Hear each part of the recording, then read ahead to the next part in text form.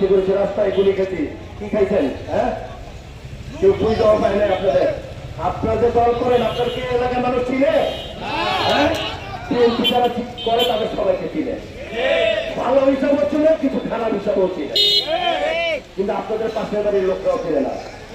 অতএব ভালোভাবে চলে যাই। আমি জানি আজকের পর থেকে এইটা কোর্ট করে আবার অনলাইনে 2 নম্বরে শুরু করবেন, এইটাও আমি জানি।